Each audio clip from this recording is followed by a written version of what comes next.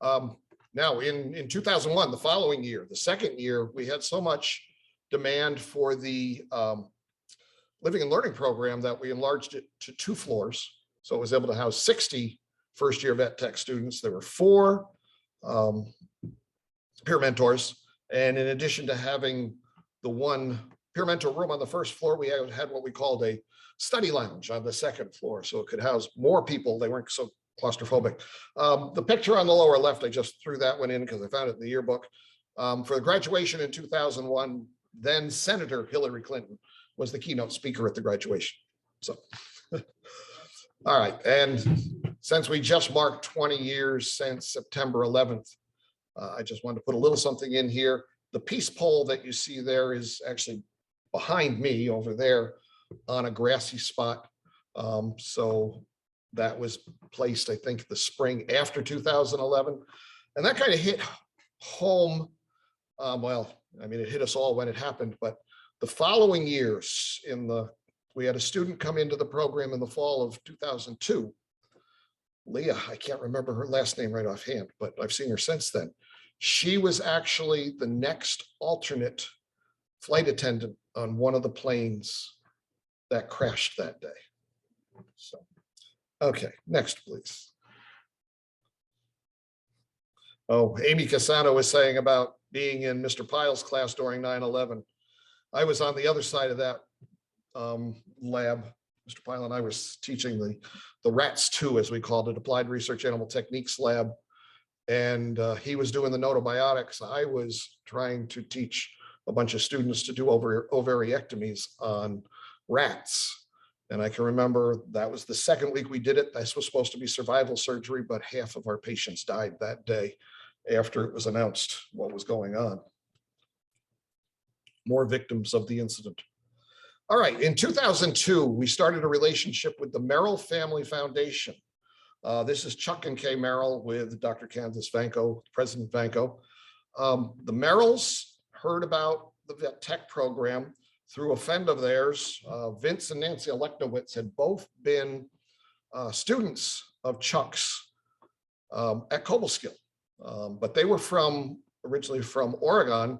Chuck, they ended up in New York State because Chuck went to Cornell for his master's degree in, it was plant science, agronomy, something to do with plants anyway.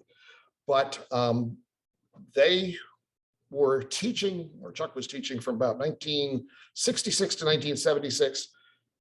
They made lots of money, or his father made lots of money, and then he took it over in land development outside of Portland, Oregon. Actually, they lived in Beaverton, Oregon, and they were looking for something novel to support. And Vince told them about our program. And so they came over and visited the program, and they said, well, yeah, sure, give us a proposal and we'll see what we could do. So I can remember we put together a proposal for the first year for about $35,000. We sent it to them. That first year, they gave us $5,000. But that was the start of a wonderful relationship, which ended up with many students getting scholarships.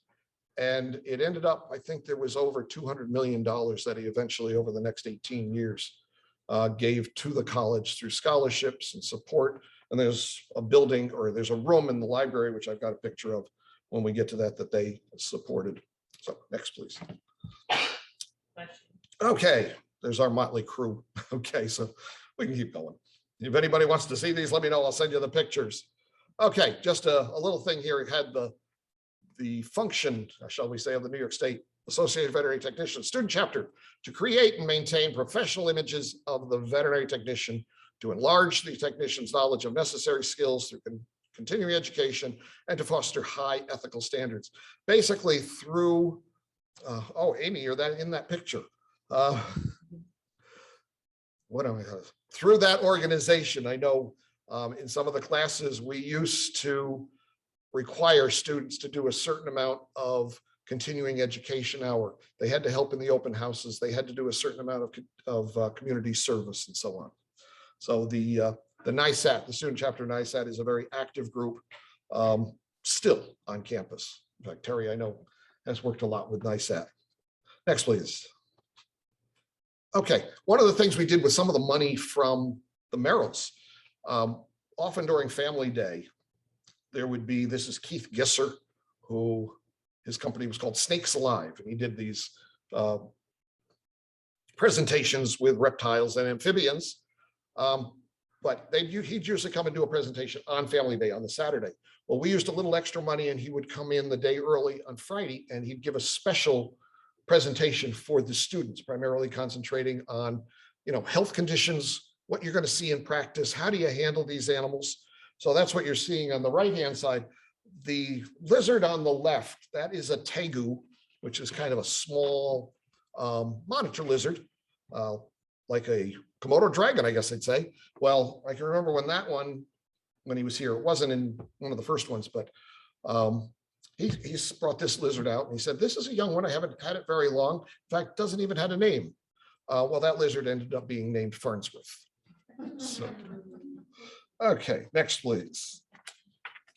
So just 2004, that's Catskill Hall, which is the newest dormitory up here on campus. And this is a proposed picture at that time in the fall of 2004 was what's called the field house, new gym, beautiful exercise area. I think Terry uses it on a regular basis, don't you? Okay, next. Okay, faculty from 2004. They changed the thing. Sorry, I don't have names. This is the same. I don't know why I put that in, but it had a lot more students in the picture for the NISAT group, or NISAVIT if you prefer. Okay, starting in around 2004, 2005, we had a veterinary technology management program, a Bachelor in Business Administration. And the program was, as it says, new program, prepare students for careers as multi-talented veterinary technicians who can also serve as business managers for a variety of employers. The program started as an on-campus program, and then it evolved to being both on-campus and online. And eventually it was a totally online program. And over about 10 years, we didn't have large enrollment, and so we didn't get a lot of support from administration, but we had about 60 graduates from that program over 10 years. But again, it was a bachelor's program concentrating on management. So our next guest speaker is Jose Espinal. Jose, are you there? Yes, I am, Alan. Thank you. All right. Sorry, we're running a little later than I wanted to here, but we're trying to move along. That's fine. That's fine. Jose, rather than getting too long here, Jose, excuse me, he's got an MBA, he's got a CMAR, which is Certified Manager of Animal Resources, plus he's a registered lab animal technologist, and he's the Northeast Account Manager for Purina Animal Nutrition's lab diet. Is that correct? Correct. Okay, so Jose didn't actually, he's not a veterinary technician. He did not come to Delhi for that, but he's always been great with our students at ALAS meetings and promoting scholarship. And I think promoting Delhi, I know the students even wanted him to come, and he gave a speech at one of the pinning ceremonies. So I'll let you give your perspective on that program, if you would, please. No problem. Thank you so much, Doctor. I appreciate it. And I want to thank the SUNY Delhi Alumni Association and VetSci program for allowing me to talk. That these kinds of functions is really great, and just meeting everyone else and just being on this call. I'm really deeply honored.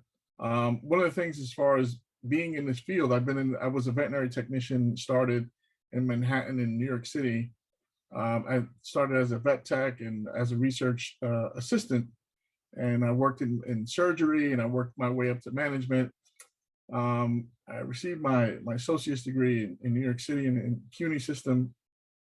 And on the midst of that, but let me just back up a little bit. On my way to obtain my technologist certification with ALAS, Delhi had a technologist review course up at the campus, and that was around 2002. And I think we were the last graduating class to obtain that course. It was a week-long course, and that's when I met Ken Pyle and Jackie Howard, and of course Alan Franks was up there, and we spent the whole week, and then afterwards we would register for the exam. And my experience looking at the campus, and I said to myself one day, I said one day I hope to be able to graduate from a school like this. This is a wonderful school, and And my dream came true, not even knowingly. I saw Ken Pyle at a tri-branch meeting in Secaucus, and he said, Jose, you know, we're opening up a BBA course at SUNY Delhi. I said, well, how am I going to get up there? He said, it's online. So, you know, you have all the years of experience, which at the time I had like maybe 14 years of experience in the field of laboratory animal science. I already have my LATG, I have an associate's degree. And I enrolled in the program. I graduated 2010. And shortly after that, I started working for Lab Diet. And one of the ways that, you know, the SUNY Delhi BBA program, you know, propelled my career was that I started working right away I was already in management, and a lot of the courses that were already there kind of helped me understand a little bit more of the business aspects of how animal facilities run, how clinics run, animal hospitals, and it actually helped me within my role right now as far as being in sales with Lab Diet, being the Northeast account manager for Northeast US and the Northeast Canada. I also do Latin America as well, the whole Latin America as in sales, which I have my MBA in international business. And as of this week, the 21st, I actually gave a presentation of all of Land O'Lakes, which is Land O'Lakes is the parent company of Lab Diet, along with, if you're familiar with any of the exotic animal feed, which is Missouri and Lab Diet is actually made at the same plant. So with that being said, the business aspect of SUNY Delhi actually propelled my career to be able to be in the role that I am now. And anywhere I go, I try to promote SUNY Delhi as the vet tech program, any graduates, any alumni, anyone. I was the awards chair for the upstate branch, so we give out the awards every year, and I was always honored to give away those awards, full scholarship awards to the SUNY Delhi recipients every year. We, as a company, Lab Diet, you know, gives away, donates feed to the vet side program every year, and you know they contact me, and I'm so happy to do that. I've been put in a position because of the program where I am now to be able to travel the world, help animal facilities, and work with, you know, the years of experience, and because of the professionalism and the alumni with SUNY Delhi, is able to prepare my career in this trajectory. So, so many aspects as far as meeting some other people. I was able to obtain an award, the Purina Animal Nutrition Award, for every year that they give away in the Northeast. Ken Pyle was part of that awards ceremony, and because he was part of the SUNY Delhi alumni, I think that kind of helped me get my award. So with that being said, I don't want to take too much time. I want to thank, you know, the SUNY Delhi Alumni Association, all the vet techs and all the graduates and everything. And if anything that I can do as far as, you know, my position from graduating from SUNY Delhi, I would definitely do so. Well, Jose, thank you for participating. I'm running a little longer than I wanted to, but everybody's had a lot to say. So thank you for everything you've done for the program, for our students, and good luck to you with everything you do. Thank you so much. Appreciate it. Okay. All right. I mentioned this briefly. In 2006, the Merrill family donated $100,000. Actually, I think it was about $110,000 when we got done for construction of what we call the Veterinary Science Special Collections Room in the Resnick Library. And that's a room that's set aside for the students to study in. Most of the veterinary science related materials are within that room. And also Hamlet, that's where she lives.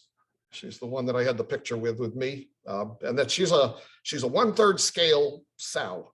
I guess she'd be about the right size for a mini pig, but you can open her up and she's got she's an anatomy model and so on that you see there. Next. Okay. Got another guest speaker here, Christine Trotta.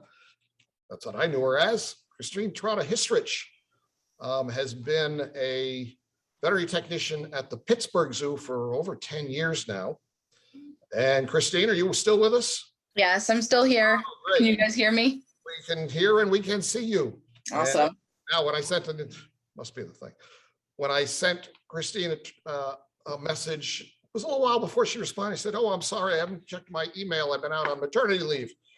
Now, your baby's got to be pretty cute to be that little gorilla that you have holding on your hip there. So I was actually saying that I wish human babies came out more like gorillas. You just, they hold on to you, and, newborns kind of just flop around a little bit. okay, so I'll let you take a few minutes and tell about your experience. All right. Thank you for having me. I'm really honored to be here, and I've really enjoyed listening to everyone else that came before me. I mean, you guys kind of paved the way for everything that the zoo tech world is today. I've been in zoo animal medicine for 14 years now, and when I was a kid, my dad worked at the Bronx Zoo, and I always knew I wanted to work in a zoo, but I had no clue how to get there. In high school, I was given the opportunity to intern at a vet's office, and that's where I learned about the career of being a veterinary technician. And after doing some research, it was very clear that Delhi was the top of the list with the amount of animals that you had hand-on experience with. But as someone who grew up close to the city, I lived right outside the Bronx. My parents were pretty skeptical of me going to upstate New York when there were plenty of options in downstate. And so we went for a visit, and after I learned that they had macaques on campus that you could actually work with, there was no way they were changing my mind. So, but it wasn't all like picture perfect match. I really struggled. I started in the spring instead of the fall, and I really struggled both academically and socially to find my place. But I could honestly say it's due to the teachers and the faculty and my classmates that it didn't take me, more than a semester or two to really find my footing. So I just wanted to call out a few ways that Delhi really shaped my career. So in parasitology with Mrs. Baeza is really one of the classes I struggled with the most. I actually wound up needing a tutor to pass that class. But today I'm responsible for the deworming and fecal protocol for about 1,000 different zoo animals, from herps to birds to mammals. And my notes from her class were actually so in depth because she gave so much great information on the life cycle of each parasite that I actually keep my notes in my office still, and we'll use them in occasional reference from time to time. In my ClinPath class with Mrs. Ogborn, we learned to do manual white blood cell counts using a hemocytometer, something that my interns have no clue what I'm talking about when they come through. And basically you have to teach a lot of them how to use a hemocytometer, or sometimes even what it is. But given the range of animals that I work with in a zoo, both machines and outside labs really don't give accurate, reliable results. So today I run manual white blood cell counts and differentials daily, and I spend and love spending time in the lab. And my strong ClinPath skills that started in Delhi and I gained throughout my work experience, I am proficient in reading just about any species of animals, and I've taught many other technicians, both interns and techs that are already in the fields, as well as field biologists in the subject as well. And the skills I've learned with Dr. Meckel in surgical nursing and anesthesia, and also while assisting him in my first exotic surgery on one of the macaques at the time, led me to be a super focused anesthetist.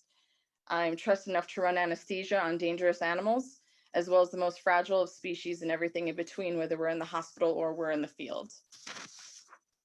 I begged Mr. Pyle to let me into his primatology class, Primatology 1, and this was my first semester there, and I was missing every prerequisite there was. But I kind of just kept asking, and he finally allowed me to be in that Primatology 1 course, and that obviously played a huge role in my career. After completing Primatology 1, I went on to Primatology 2, but I was still in the vet tech program, and I still wanted more hands-on experience with the primates. So Primatology 3 was created for me and just a couple other students at the time, and this was more of a independent project type class. And that's where I worked on training for voluntary injection behaviors with the primates. And today I help shape voluntary injection and venipuncture behaviors from anything from orangutans to tigers to giant anteaters and more. So my exposure to research animal techniques with Mr. Franks made me seek more experience on that subject. I really enjoyed all the independent type work. I mean, where else could you do a splenectomy or ovariectomy on your rats? And it was just so different from the small animal world. So I started to consider a career in research, at least as a stepping stone to get into zoo animal medicine. So Mr. Pyle and Manley actually encouraged me to pursue this option, and getting into zoo was pretty hard. So I went with it. And I actually have a very distinct memory of Manley scolding me after putting a needle cap in my mouth, telling me if I planned, I'm pretty sure his language was a little bit more colorful, but if I plan to, work with primates, I better learn to be more careful, and then proceeded to tell me some horror stories. And I think of it still, obviously, to this day, especially when I'm working with primates. Mr. Pyle actually was the one who informed me of a job opening that was to become my first full-time vet tech position at a school at the University of Florida. And that position, I worked with a variety of different animals there, from mice to rats to primates to frogs. And all that experience helped expand my skills and landed me my first zoo job at the Bronx Zoo. So when Mr. Franks posed the question, how did Delhi shape my career? My path to being a successful zoo tech may have looked very differently if it wasn't for the one-of-a-kind program that Delhi provided. And more importantly, it was the roles of the passionate teachers that really thrive in guiding the next generation of technicians and guide them to be the best that they could be and pursue their dreams. So, cheers to 60 years, and especially cheers to all the faculty and staff. So thank you very much for having me. Thank you, Christine. That was great. Good seeing you again after all these years. Okay, so we're winding down here. We only got 10 years or so to go. Okay, where are we? Since I was really intimately involved in the living and learning program, I got some of the things in there. But the VSTEP program, we got 3 floors. Starting in 2007, went up to 90, room for 90 first-year students. We were able to employ not just 2 students per floor for peer mentors, but we had 4 outside, what we called outside peer mentors. It was students who were not living in the living and learning program. And we started actually leaving Farnsworth Hall open evenings so the students could get in there and study. And those peer mentors were there both to help as a tutor in a way, but also they monitored the lab that way. Okay, next, please.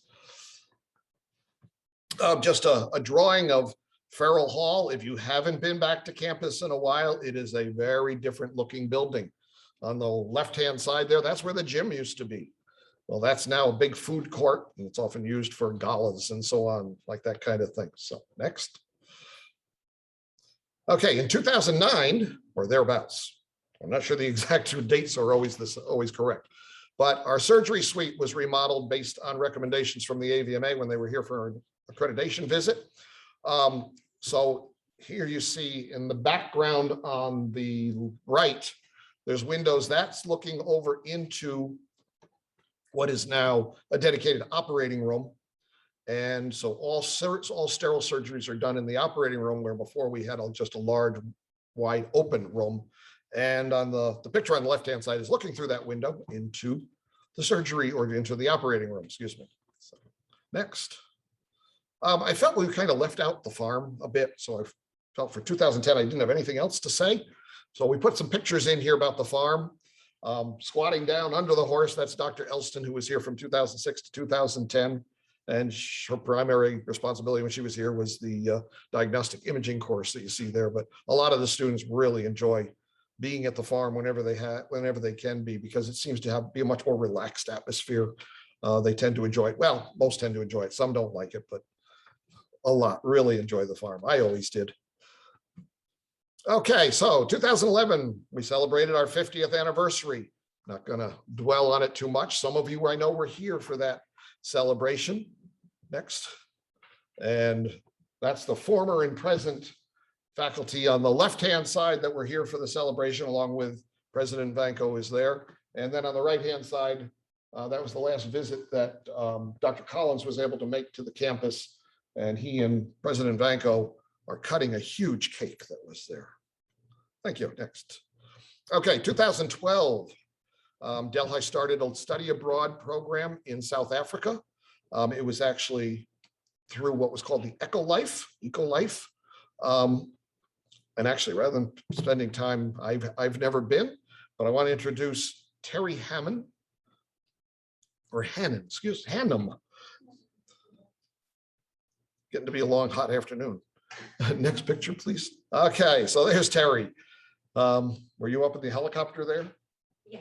Okay, so Terry is a 2013 graduate of the program. She's also, as I have up there, she's a licensed veterinary technician. She's a veterinary technician specialty in clinical physiology, clinical pathology. Okay, and she is presently one of our instructional support associates. So Terry, take off. Thanks. Short. Thank you, everyone, for being here, either present or on the web here. I started this.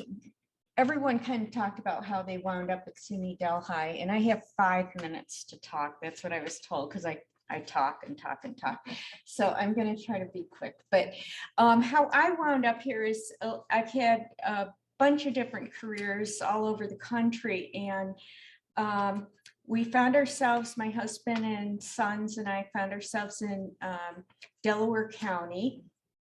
And we were starting our own little farm, and I kept asking the neighbor dairy farm lady to come up and help me. We had some dystocias and problems with calves not nursing, and I'd always call this farm lady from down the road to come and help me. And one day she said, it was just before my 50th birthday, I think. She said, you know what, you have got to learn how to do this on your own. She said, go up to SUNY Delhi and find out about that VetSci program. And so I came here and fell in love with it. I had no idea about the world of vet techs, truly did not know. And Talk fast. I know. I told you were out of the room. I said I had to talk quick. So here I was. I graduated in 2013. Was a struggling student the whole time that I was here. And so thanks to people like Alan Franks that helped me along and helped me graduate. I went into practice, and it was kind of a trial by fire.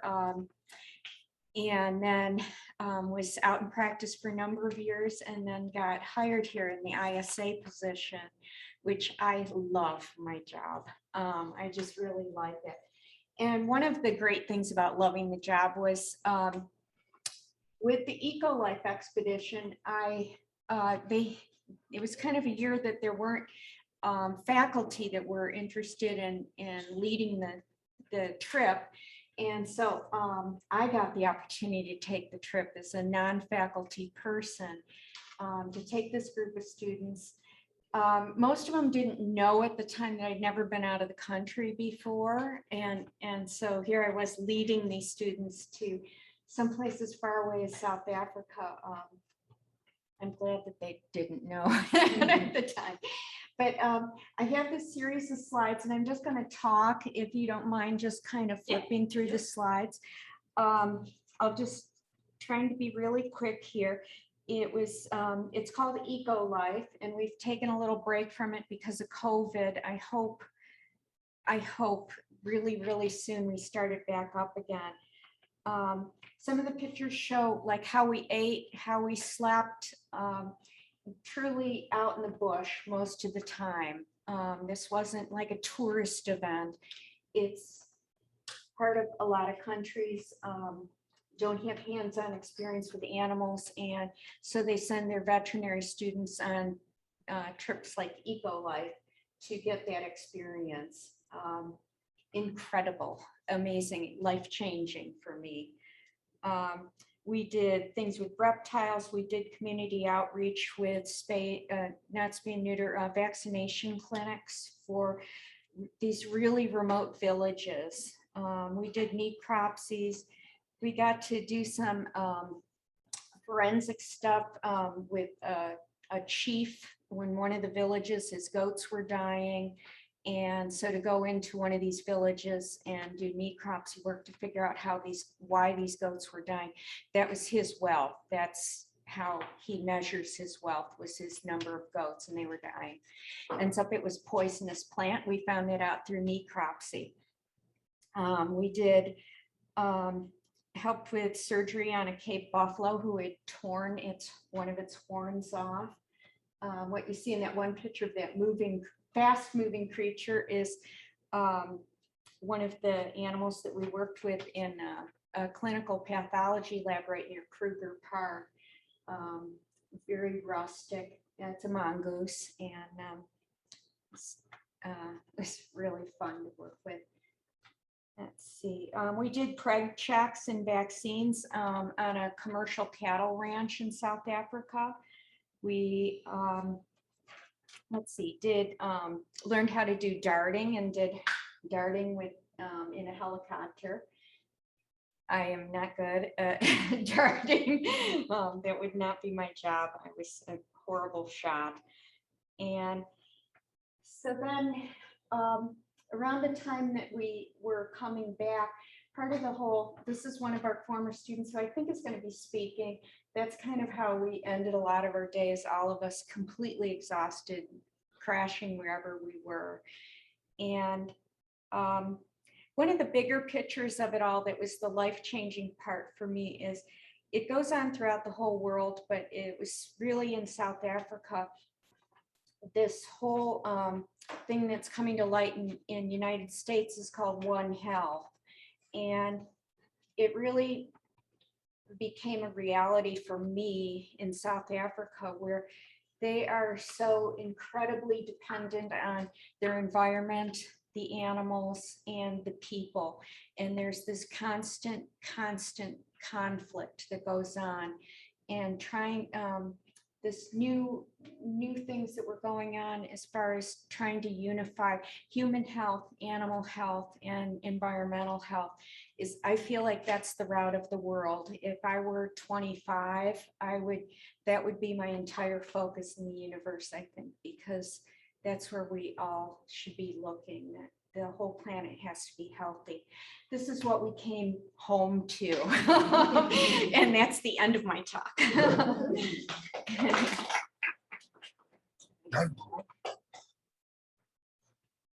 Now, one thing I would like to say, I know it's already 10 after 4, so if you haven't been able to, or if you have to go somewhere, the whole recording will be on the Alumni Association website. So if you'd like to watch it another time, it'll be available to you.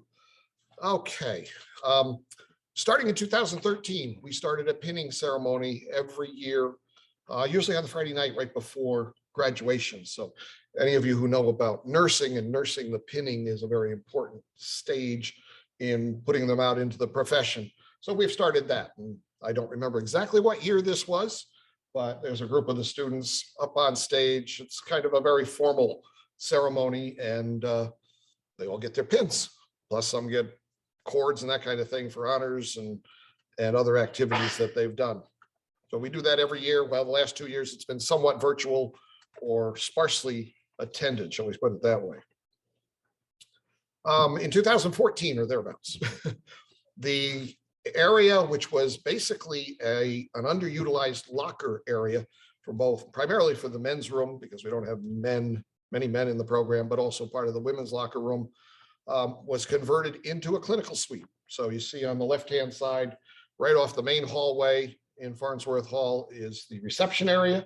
And then there's also a treatment area, which is the picture on the right. Plus, it's off to the right-hand side here, there's 2 exam rooms. Pretty much one room is devoted to dogs, the other one is devoted to cats, but they're not special in any other ways except for the one room has a lift table for big dogs, that kind of thing. But okay, just a filler. This was a group of students at an ISAP meeting up in Saratoga Springs. So next. Okay, some of you may know about what's commonly referred to as the Veterinary Nurse Initiative. And there's a move by NAVTA to standardize credentials, because across the nation, some veterinary technicians are licensed, some are certified, some are registered, and there's very different regulatory governing agencies, whether it's the state government or the state veterinary societies that give the credentials and so on. So NAVTA is pushing to have that. Now, at the same time, they wanted to push the veterinary nurse title. Now, NAVTA's is over there. This is from NISAT, or NISAVIT if you prefer. In New York State, there's a problem in that the term nurse is, I don't know whether I'd say it's copyrighted or whatever, but I can't think of a term right now, but it's dedicated just for human nurses. Okay, so there would be problems right now. I think this is still going on. I'm not familiar with what's happened in the last couple of years, but that's a push and it's causing some controversy in different states. Okay, Dr. Brett Meckel. You still awake, Brett? Maybe not. I am here. Okay. Dr. Meckel is now the Dean of the Veterinary Applied Sciences School, but he was our department chair before that, and he's done a lot. So Dr. Meckel's going to give you a little bit of information on some trips that students did in 2017 and spring of 2018 to work with world vets in Nicaragua. Thanks, Alan. Yeah, so just to be really quick, we added a second international trip to our palette of options for students to join in on. This one was kind of more small animal based. And so we joined up with World Vets and we would go to Granada, Nicaragua for a week at a time during spring break. And we would do spay neuters and local animal care in the communities. Mostly it was dogs and cats, but we did work with the local horses too, because they were an important part of the area there. And that program was very popular and was great. Unfortunately, Delhi can be a wild place, and apparently the last group we took broke Nicaragua. So about 10 days left the country. 10 days after we left the country, the country went into civil disobedience and kind of had an implosion of their political system. So we haven't been able to go back since then. So, but it was a great thing while it lasted, and we're hoping that can start up again soon too. Thank you. And Dr. Meckel will be back in a few minutes. So starting in 2017, we became the beta chapter of the Veterinary Technician Honor Society. So this was our first induction ceremony, and there were people here from our students there who graduated in 2016, 2017. This was the fall of 2017. So we also inducted those who were going to be graduating in 2018. Actually, Linda Powell is wearing she's an honorary member of the Honor Society. So it's Tau Phi Zeta, which if you translate it loosely, means technicians loving animals. But we are, as I said, we are the beta chapter. The alpha chapter is at Canton. So we kind of, with the beta, we're the beta zetas. So the t-shirt there has the beta fish on it. But it's that induction now has lately been done at the pinning ceremony at the end of the year. So it requires a GPA of 3.5 plus good standing all the way around while they've been here. Next, please. Okay, 2018, the VSTEP program moved into larger quarters in Russell Hall. Primarily, it gives a much larger peer mentor resource room up there in Russell. I'm not sure exactly how many students are able to be housed there, but it was just a much more roomy area. And there's now 12 peer mentors who are, I guess I'd say, hired both for working in the dorms and in Farnsworth Hall, more or less to act as tutors, support primarily for first-year students, but also for second-year students. Now that there's the bachelor degree program, some of the peer mentors are in the bachelor program, so they've already graduated from the associate degree program. Next, please. Okay, we also had a peer mentor reunion in the fall of 2008 at the Alumni Reunion. So this was the group. I think there was about 40 people that showed up. I was really happy to see that. So that was my swan song for the peer mentoring program. I stepped aside at that point and someone else took over. Okay, so I'm going to turn it over for a few minutes to Kathleen Ogborn, Professor Ogborn. She's actually wearing her, in this picture, her medallion for earning the Chancellors Award for Excellence in Teaching. And Kathleen, I don't remember what was the award you got from AVTE, so. So I had gotten the AVTE Educators Award, and I don't remember what year that was now. That must have been something like 2018 or so as well. Anyhow, outstanding educator, wasn't it? Yeah, Okay, so, exactly. Yeah. starting in 2018, I think it was, the Bachelor of Science program started. And so that's what Kathleen's going to quickly talk about. Okay, so we can go to the next slide. So in 2018, we started the Bachelors of Science in Veterinary Technology program. The key features to that program is that it has been set up as a 2+2, meaning that the students would get their associate's degree and then they would come in their junior year and continue on to get their bachelor's degree. We had done that in hopes of getting some students from some of the other veterinary technology programs. Unfortunately, we had 2 come in, only 1 remains. So we have some discussion of maybe even changing the program to be even direct admit, I guess I want to say. Basically, we've got it set up so there's like 3 tracks where students can kind of focus more on clinical work, or they could be looking at public health, or they might actually be looking at research or biomedical careers. They have to do a 450 or a 12 credit hour internship. So basically their full semester, typically in their senior year, the spring semester, they do a full semester internship. We also have an articulation agreement with Ross University, where if they have the prerequisites, have a certain GPA, et cetera, Ross actually reserves so many spots. I'm not sure what number that is at this point, but so many spots for our graduates to be accepted into their veterinary program. We have 1 student who will be going off to Ross, coming out of our the Bachelors of Science program into Ross. This should be going in December, I believe, or January. Okay, next slide. So we started in 2018 at about 9 students. We had a handful of students that were kind of a little ahead in their associate's degree, so they're able to kind of jump in and start doing some of their bachelor's courses in that fall. The next fall was about 9 students as well, and then 16. And now we've blossomed to this fall, we have 34. And in some discussion and just kind of, talk and stuff like that, I hear that there's quite a few students who have entered as freshmen in the associate's degree that are considering staying. So I'm foreseeing that as the semesters and years go on at this point in time, that it will actually grow to be even a bigger program. Okay, next slide. So just a kind of a little bit of what the program looks like. Basically, when they get into their junior year, their 3rd year here, they do end up taking quite a few liberal arts and sciences, biology, genetics, immunology, infection and disease, a variety of other classes there.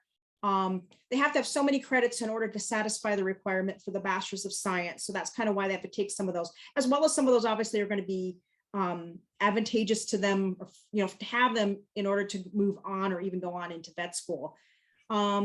Again, they do 3 semesters of basically coursework, and then typically their last semester, they're going to do a 12 credit hour full semester internship. Next slide. So basically we've got several electives. And so this is again where they can kind of focus on what they want to do. Right now they have to do at least 2 upper level vet sci electives. So again, they can pick and choose. They don't have to be all clinical if that's what they want. But again, that's typically what we would recommend. But there's clinical electives, there's public health electives. The public health electives kind of includes the large animal sort of component as well. And then there are the research or the biomedical type electives that they can take if they're looking at going in that direction. So the internship, again, spring semester of their senior year. The one thing here is they have to be a licensed veterinary technician. So obviously they have to get, in order to get into the program, they have to have completed an associate's degree in a veterinary technology, and then they have to have their license in order to go out. So we want these people that when they're on their internship, that they are working or functioning just as a licensed veterinary technician. You know, ultimately, we really love these opportunities to be paid. Sometimes that's not possible. So we try to encourage the facilities that maybe either to give them a stipend or at least maybe help them with housing or something like that, because again, it is a semester-long situation. Now, they have to be approved facilities, and the real catch here, and it's getting a little bit tricky because we're getting more and more students, is we're really wanting these students to go to places other than, and I sarcastically say this is just kind of to be meant to be funny, but a mom and pop veterinary facility. We want them going to more. We want them in their bachelor's program for them to go outside of their comfort zone and to hopefully do an internship where they're learning, right? They're learning something new and they're getting in.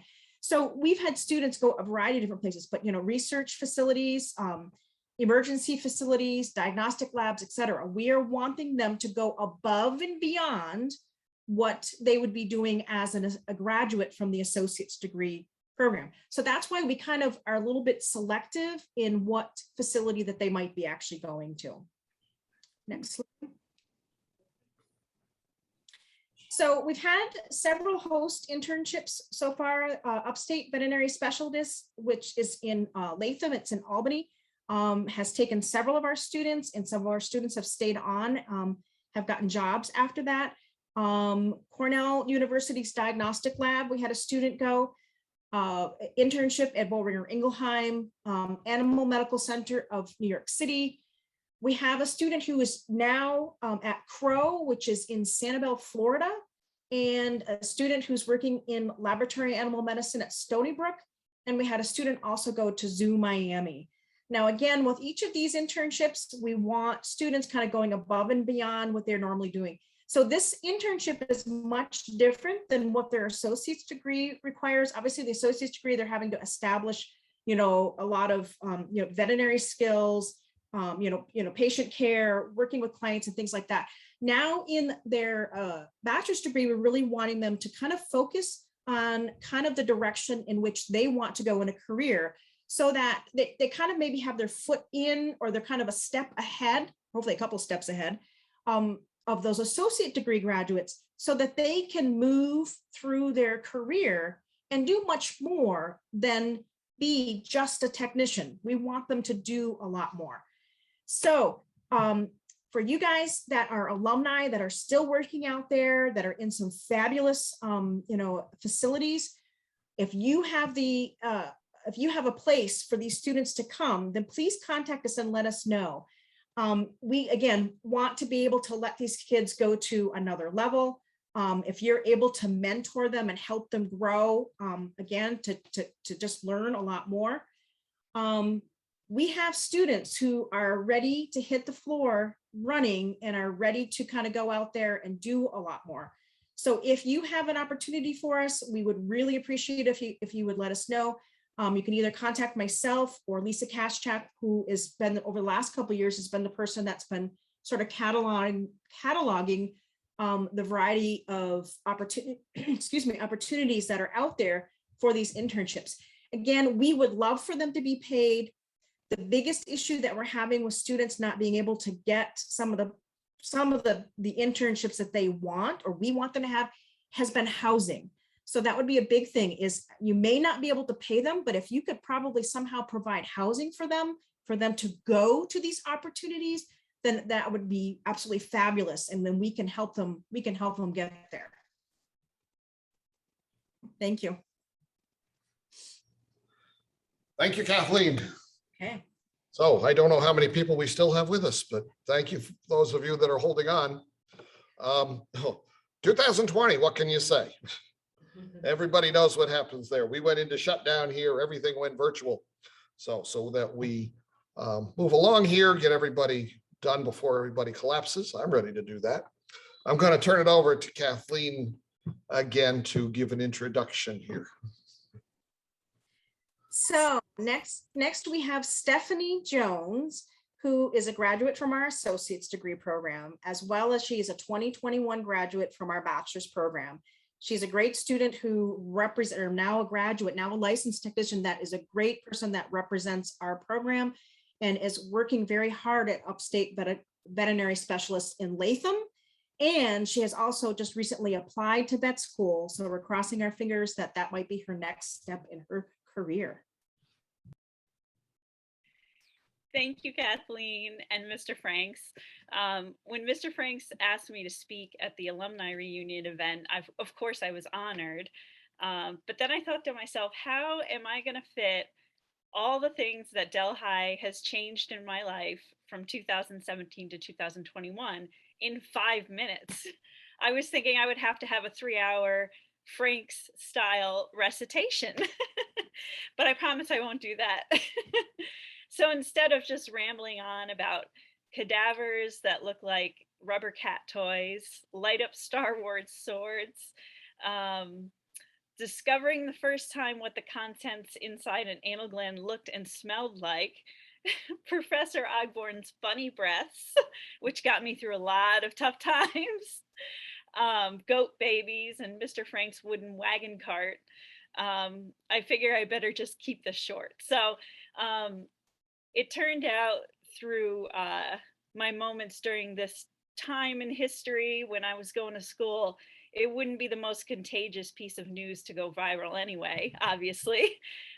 But I started Delhi in 2017. I had, at the time, well, I still have 4 kids, but at the time my youngest was 9 months old. My husband, he's disabled. He's medically retired from the Marines. And at the time we decided, you know, maybe it was my turn to try to pursue a career in something that I loved. So he really encouraged me to do that at the time. So it was tough, you know, being a mom doing that, especially an older student, but my husband and kids were right there by my side. And Delhi welcomed me with open arms, and it was actually like took a lot of stress off my back because I was terrified to go back to school. I do have another degree, but to go back to school after 15 years was terrifying. But I was welcomed back right away. And then I graduated in 2019, magna cum laude, and then got my license the following summer. So at that point, I needed to figure out what to do next. I didn't want to leave school. I loved SUNY Delhi. After not being in the school for so long and going back, I just didn't want to stop. I knew how hard it was to go back, so I didn't want to stop. And being at SUNY Delhi, I gained this incredible thirst for knowledge that opened up this sort of wonderland of veterinary medicine. I kind of think of it as like Willy Wonka going out into the candy room, because it just felt like there was just so much out there for me to see. So that was pretty amazing. So as I grew dangerously close to 40, it was tough for me to figure out exactly what I wanted to do. So after talking to to a few of the doctors in the Vet Sci program and Professor Ogborn, I decided to continue with the bachelor's program. And honestly, that was probably the best decision I ever made in my entire career thus far, because it allowed me to expand and go out of, as Professor Ogborn had mentioned, out of my comfort zone.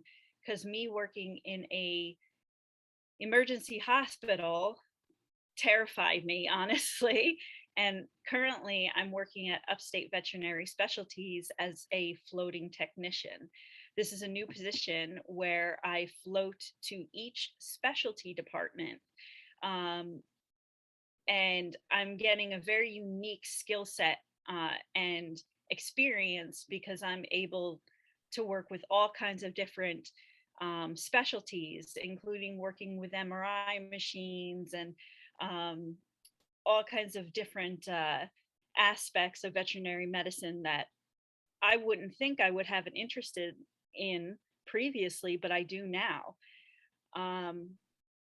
So being at SUNY Delhi with the bachelor's program, I was able to get all of my prereqs in for vet school as well.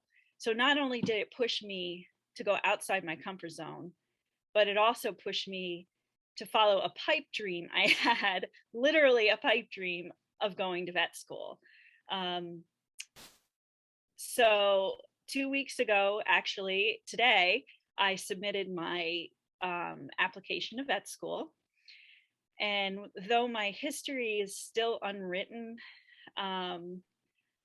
just being able to hit that submit button, I owe that a lot to SUNY Delhi and my husband who pushed me, because there's no way I would have made it this far without SUNY Delhi's encouragement and the staff, who now I would call friends, being there for me, because otherwise, you know, I probably would still be working the same job that I hated, honestly, that had nothing to do with veterinary medicine. I can see that veterinary medicine, working at Upstate Veterinary Specialties, is growing exponentially. I have to say thank you to all those who paved the way for us at this point early on to really push this career path, because it's exploding. Upstate Veterinary Specialty, for example, is now offering levels of veterinary technician similar to human medicine. So you have level technicians 1 through 4. And if you get to the skill set of a level 4, you should have enough skill set to get your VTS. And they're very education orientated. And other facilities and hospitals are also following this direction. So congrats to you all who really pushed for this, because it's going somewhere. So I want to thank you for that. And thank you, Terry, for mentioning about South Africa as well. I honestly have never lived until I saw a baboon eating breakfast with us in camp one morning as a surprise. So thank you. And thank you, Mr. Franks. I miss you. You're welcome. Thank you for doing this. Now you're making me teary-eyed. Okay, thanks, Stephanie, and good luck with your career. Okay, next, I think it's back to Dr. Meckel to just quickly, and this is the last section. For those of you who are still there, thank you for hanging on. So Dr. Meckel is going to talk about the future of Farnsworth Hall. Yes, indeed. So my first slide, if you get to there, hi, Sharon. How does this work? There we go. So that's the ghost of Christmas View, and I figured it was kind of like appropriate because the future is happening currently as we speak. Actually, I thought it was a little morbid, so I went more with like the Back to the Future. But it's to get a project like this done is pretty much as likely as getting lightning to strike exactly where you want it to and make things happen. So next slide.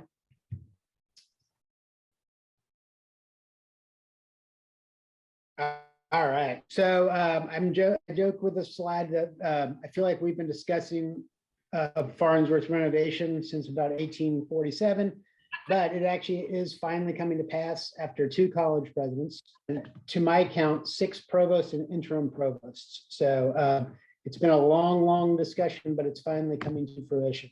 Next slide. So this is a time show for the project, and I'm not going to go into super details. Like I said, like probably the only thing longer than Alan Frank's in a 60-year summary of the program is a capital project in the SUNY system. So phase 0 is already completed, and that was to fully renovate and replace the cage washer unit in Farnsworth, which is all done, and we've been using that for about 1.5 years now. And it looks great. So it gives us kind of a hint of what it's going to be like. So phase 1 is right now. So the contractor is starting to do a construction of the surge space, which I'll show you in just a second, just a plan of it. And that's down at the dairy barn. So Bill's been nice to move out all the animals from the backside of the barn, and we're renovating that, and we're hoping that will be a good space moving forward that we can then repurpose for large animal use after we move back out. So either in December 21 or May of 22, depending how the contractor does time-wise, we will be moving out of Farnsworth entirely, moving to the search space. A lot of the faculty offices will move to Alumni Hall. Some of the non-animal labs like anatomy and Clintech will be moving to Evan Tower. And then we'll be out of the building for about 2.5 years. So from 22 through the spring of 24. With the idea being the summer of 24, we will be able to move back into Farnsworth and into a fully renovated building. Next slide. I'm trying to push the button to make the slides go. It's not working. That's the back side of the barn, and that's the area that we're using. There used to be the 3 big hay mows, and to repurpose 2 big lab spaces that we're using for the animal labs. There's gonna be a smaller than Farnsworth animal holding area for the primates and for dogs and cats and for rodents.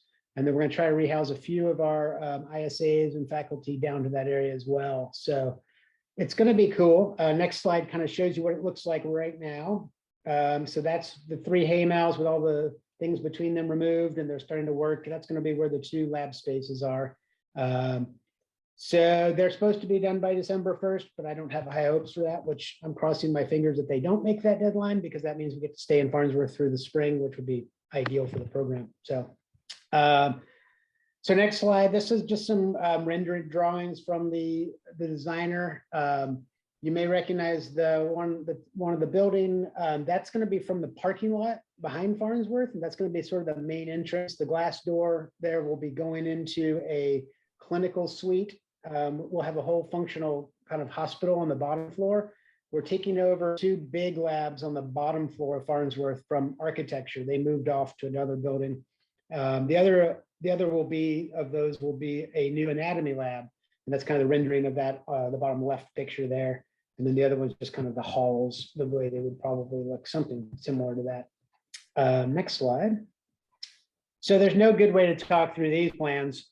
So if you really want to see them, probably make a time with me and I can try to explain how it's going to work. But probably what I would just do is invite you guys all to the grand opening, which will probably be in the fall of 24.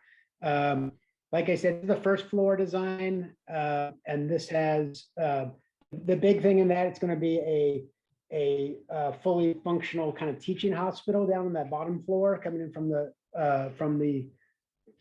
parking lot. That'll have 3 exam rooms and then 1 big treatment area and a big reception area that comes in from that glass door that you saw.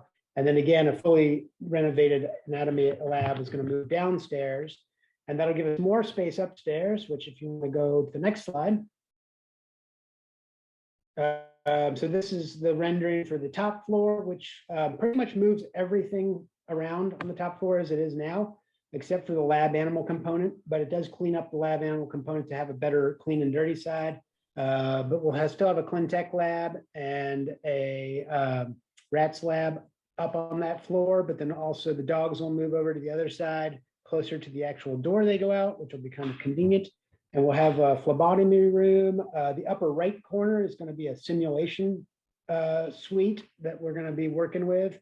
And then it'll still have a radiography suite and a surgical suite as well. So that's it in a nutshell for the plan. Like I said, I think we'll be all pretty excited for fall of 24 to share that with everybody. So we'll probably have a big party when we get to that stage. So thank you for hanging on.